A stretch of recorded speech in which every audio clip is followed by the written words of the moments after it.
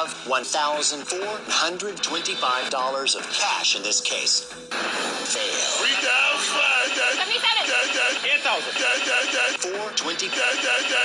It's a game we like to call Gotcha.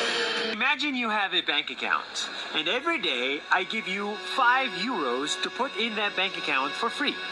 The first day you'll be happy. The second day you'll also be happy. It's free money. But the third day you'll be less happy.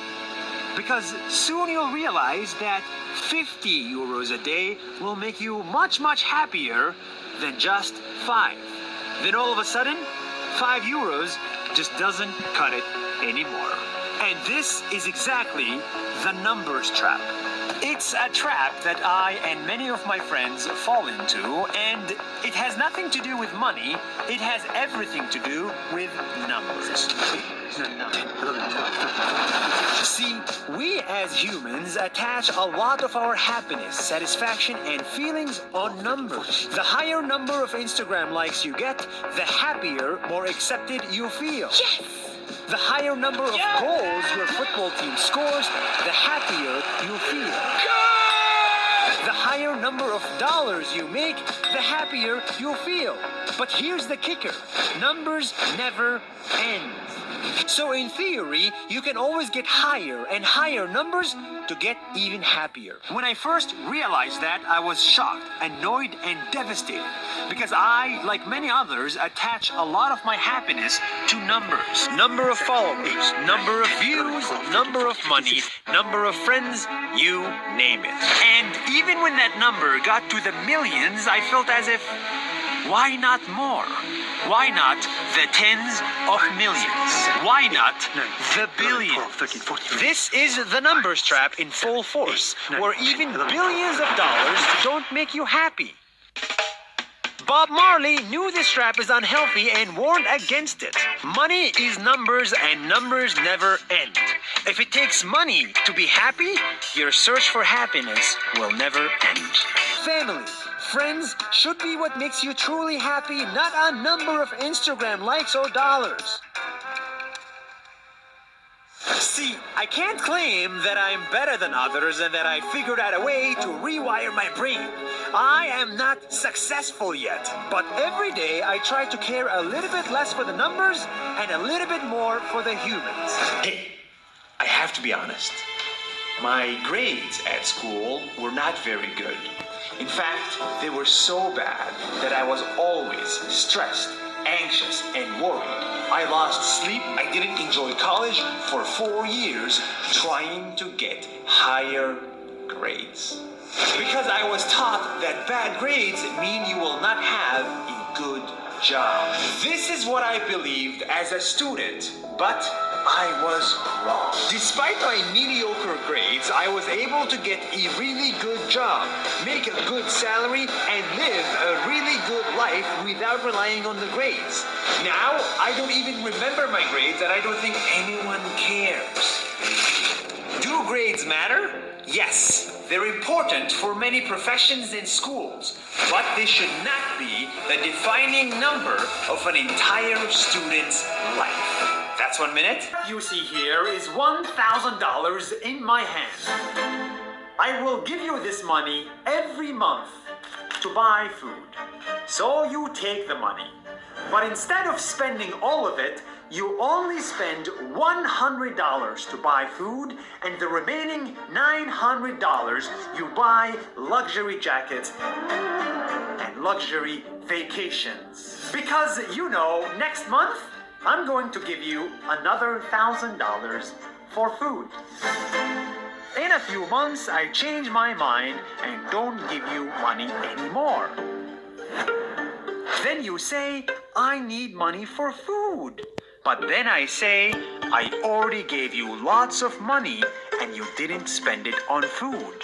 Sooner or later, you will go hungry and starve. You should have spent your money wisely. This is not a fake scenario. This is happening right now in America during the coronavirus outbreak. For example, take the airline industry. For the last 10 years, airlines in America have been making billions and billions of dollars in profit. But all these profits they took out of the company and into the pockets of the shareholders, and they kept only 4% of their profits for the company's survival. This is called a stock buyback, and it's what many companies have been doing for the past amazing 10 years. Out of every $1,000 in profits, $960 went for stock buybacks, and only $40 went to the company for the tough times. And now, the tough times have arrived. With coronavirus, no one is flying anymore. So all the airlines, hotels, and cruise liners are about to go bankrupt in literally 2 months. Unless they ask the government for a taxpayer money bailout. This is America's money trap. $1 trillion stimulus to rescue the economy from the effects of this pandemic. It could be the biggest bailout in American history. When things go well, businesses keep all the money. And when things go down, businesses ask taxpayers to help them. Coronavirus is killing the world's businesses, including my business. But unlike the airlines, my small business kept all the profits in the company, so we don't go bankrupt. While America's biggest businesses are abusing stock buybacks and America's taxpayer money. If you're rich and you get in trouble, you need to be helped. If you're poor and you're in trouble, it's your fault. There's no other way to put it. In America and in the rest of the world, we have socialism for the rich and capitalism for the poor. Hi. What you see here is $10,000 on the table. You can take this money as a loan, but I will charge you a little bit of interest rate. Like most people, you take the money and you go buy a nice car. But in 10 years, it's time to pay me back. And because of interest rates, now you owe me $20,000 and not 10.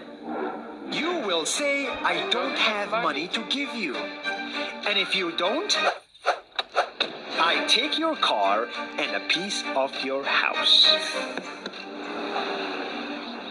Damn. This is how debt works. And after 3 years of traveling the world, I noticed that this is exactly what China is doing. For example, take the small island nation of Sri Lanka. This developing country needs money, and China has a lot of it. So Sri Lanka took billions of dollars in Chinese loans. It was easy money just there to be taken. And with that, they built skyscrapers, highways, airports, and shipping ports. The country grew and prospered. But few years later, this easy money came with interest rates, and Sri Lanka was so much in debt that it couldn't pay back China its money. And the only way out was to give China control of what they had built. In other words, Sri Lanka lost a piece of its home to China because of debt. This is the Chinese money trap. And it's a real thing I saw all over the world. In Papua New Guinea, I saw $2 billion in loans given by the Chinese to build skyscrapers, infrastructures, and ports. But there is no way this remote developing country can pay it back or its interest rate. And the only way out is to give China control of the country. In the Maldives, Pakistan, Malaysia, Laos, Kazakhstan, Mongolia, Egypt, Kenya, and South Africa, the same thing is happening, and many countries are struggling to pay back Chinese loans. If you look closely, all these infrastructure projects like highways, ports, and bridges connect to China through the sea or through the land to form something far bigger, far more powerful than just a bridge. A new Silk Road. They're already made by China, and I think slowly it will be owned by China. Don't get me wrong, building bridges, ports, highways, and airports is a great thing for the people and the country. But they come at a very high cost. And when these countries can't pay back the loans, these countries will lose their homes. One thing my parents had taught me is that there's no such thing as a free lunch or a free ride. So if we're not careful with our money or other people's money, then we better start learning Chinese.